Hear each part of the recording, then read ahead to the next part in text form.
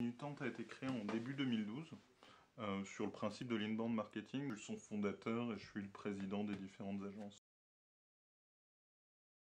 Une minute 30, c'était le temps de l'internet. Que sur les différents médias qui étaient le livre, on était sur plusieurs heures. Le cinéma, on est passé sur 90 minutes ou 120 minutes. La télé, on a encore réduit pour passer à du 52 minutes ou de 26 minutes.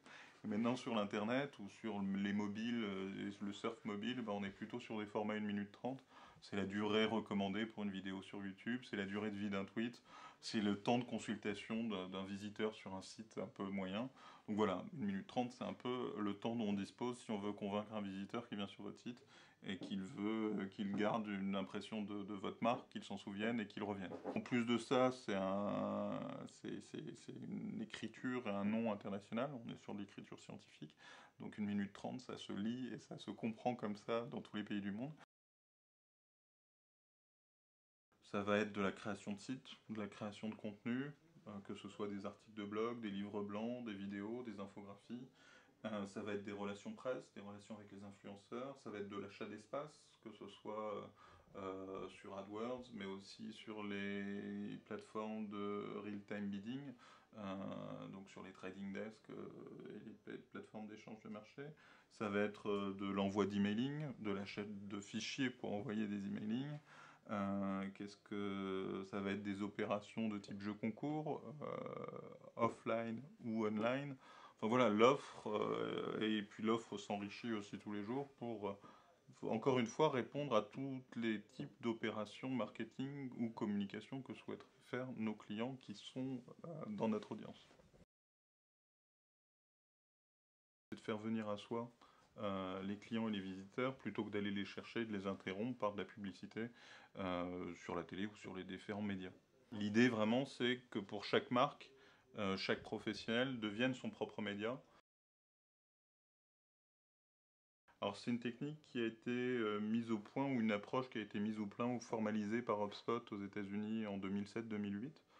Mais avant qu'elle ait été formalisée, il y a déjà un certain nombre d'acteurs qui se l'étaient déjà appliqués pour eux-mêmes, sans l'avoir formalisée de cette façon-là, avec les 3 étapes de l'entonnoir de l'inbound marketing, qui sont générer de l'audience, convertir cette audience en prospects, et puis convertir les prospects en clients. Mais on va dire qu'HubSpot, ce qu'ils ont très bien fait, c'est vraiment définir cet entonnoir et donner les outils pour permettre de mettre en œuvre cet entonnoir.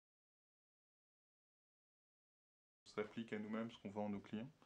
Et on met en place l'ensemble des outils qu'on utilise et qu'on vend. Et avant tout, c'est notre blog. Aujourd'hui, on fait un article par jour sur notre blog.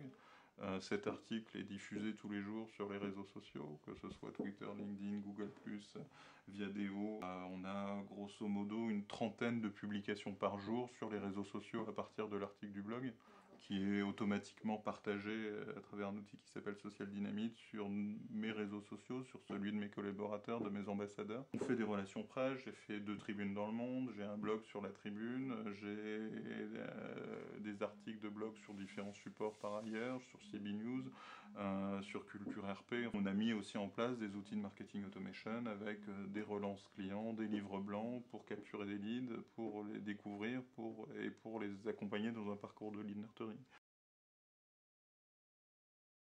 Je pense que cette approche d'inbound marketing est quelque chose qui nous différencie, et qui est une vraie force et qui nous permet de créer une vraie notoriété pour nous. On a un très bon référencement dans Google, on est sur la première page sur Agence Web, on est sur la première page sur Agence Marketing, on est premier sur Agence Brand Marketing, Content Marketing, enfin un certain nombre de mots-clés sur lesquels on est très bien positionné. Les faiblesses, c'est qu'on est encore jeune, donc on n'a pas encore assez de références.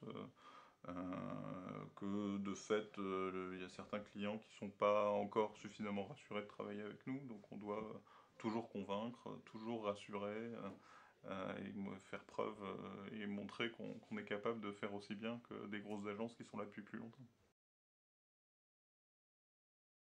Continuer à élargir l'offre, à la renforcer, en trouvant les bons associés, les bons partenaires, les bonnes équipes, les bons clients, parce qu'il faut des bons clients pour faire des bonnes offres et pour avoir des belles références. On a des ambitions de multiplier par 10 ou même voire par 100 encore notre chiffre d'affaires, donc il y a encore pas mal de boulot. De se développer à l'international, enfin voilà, aujourd'hui j'ai envie de faire d'une minute 30 une marque globale et une référence dans le domaine du marketing et de la com.